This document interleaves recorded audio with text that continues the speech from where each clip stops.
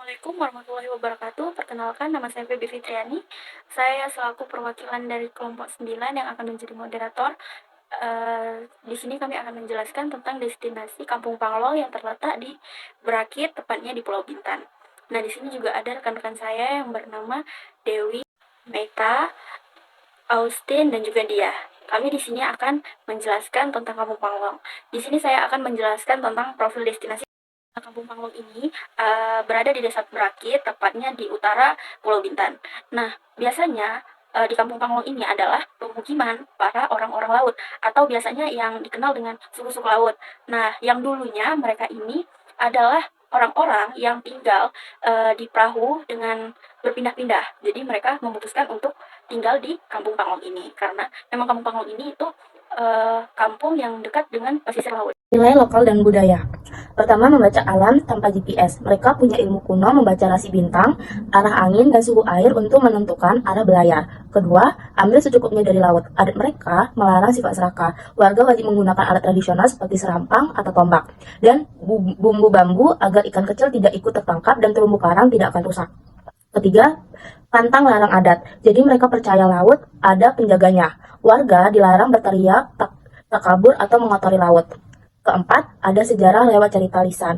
Jadi suku laut tidak menggunakan tulisan, semua sejarah nenek moyang, hukum adat, dan aturan moral diwariskan lewat dongeng dan nyanyian yang diceritakan kepada anak-anak dan cucunya. Kelima, ada toleransi dua agama. Jadi di kampung ini, masjid dan gereja Katolik berdiri berdampingan, hanya dibatasi jalan kecil. Jadi warga hidup sangat rukun dan saling membantu setiap ada acara adat atau hari besar keagamaan. Keenam, ada rumah panggung. Mereka membangun rumah panggung kayu di tepi pantai dengan perhitungan yang pas terhadap pasang surut air laut sehingga aman dari badai tanpa merusak hutan bakau di bawahnya. Selanjutnya itu akan dijelaskan saya, yaitu permasalahan destinasi. Permasalahan destinasi itu ada 4.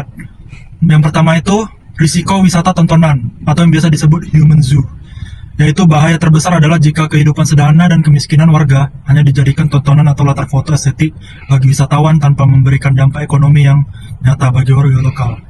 Yang kedua, anak muda mulai lupa adat. Karena arus modernisasi, generasi muda suku laut mulai gengsi dan meninggalkan bahasa asli, cara melaut tradisional, serta hukum adat karena dianggap tidak menghasilkan uang di zaman sekarang. Yang ketiga, masalah sampah dan air bersih. Kampung ini masih kekurangan akses air bersih dan belum punya sistem pengolahan sampah yang baik. Jika turis berdatangan, sampah plastik justru akan makin menumpuk dan merusak laut mereka. Yang keempat, yaitu terakhir, keuntungan diambil orang luar. Nah, jadi saat ini yang mengatur perjalanan dan mengambil untung besar biasanya adalah agensi travel dari luar. Sedangkan warga lokal hanya dijadikan pemain figuran atau pemandu mural. Oke, selanjutnya saya akan menjelaskan mengenai potensi dari desa wisata Panglong ini sendiri. Pertama, kita akan membahas mengenai lokasinya. Lokasi desa wisata Panglong ini berada di ujung pantai Trikora yang sangat strategis untuk wisata bahari. Dengan lokasi tersebut, kita dapat menikmati keindahan alam laut, pelestarian lingkungan, serta kearifan lokal masyarakat setempat. Kemudian, daya tarik dari desa wisata Panglong ini sendiri itu adalah kehidupan tradisional dari masyarakat lokal, yaitu kehidupan tradisional suku laut. Mereka masih mempertahankan cara hidup yang selaras dengan alam, menjaga nilai-nilai budaya dalam aktivitas sehari-hari. Di perairan keaslian ini menjadi magnet kuat bagi wisatawan yang mencari pengalaman kultural dan autentik.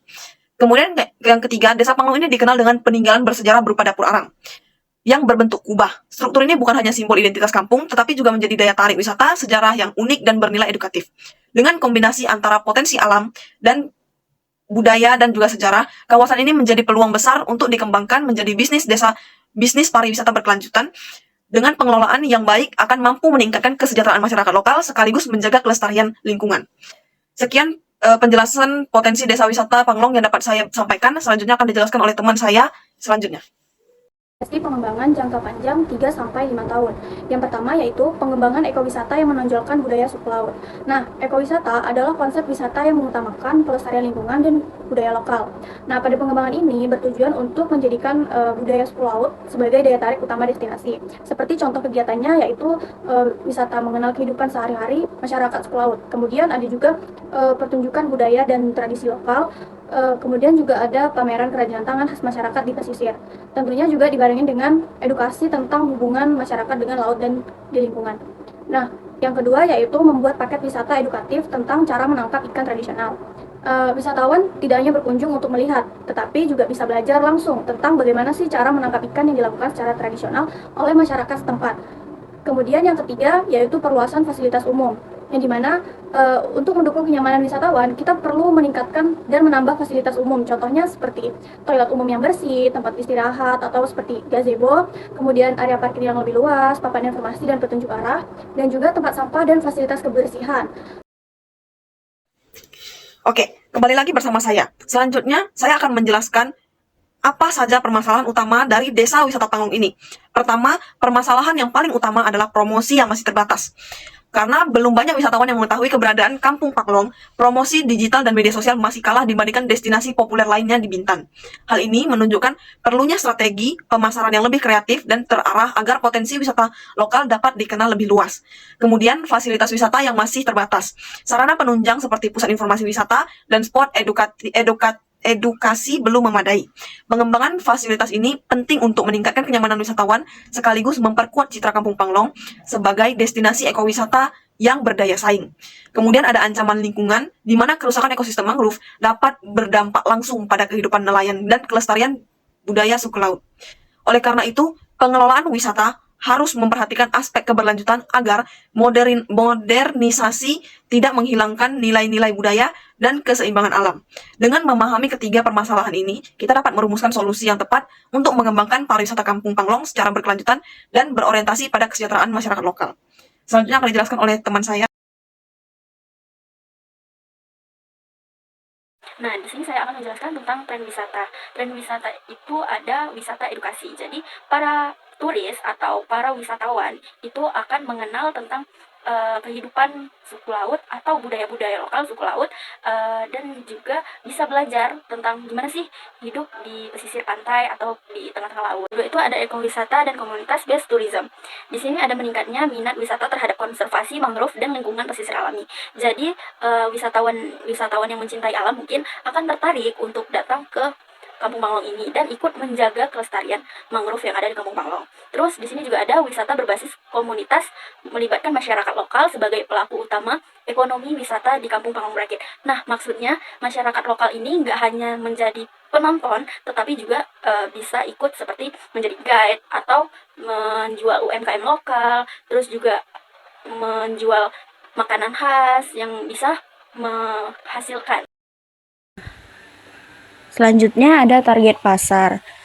Target premier yaitu satu mahasiswa dan pelajar. Yang kedua peneliti budaya dan sejarah. Yang ketiga komunitas pecinta sejarah lokal.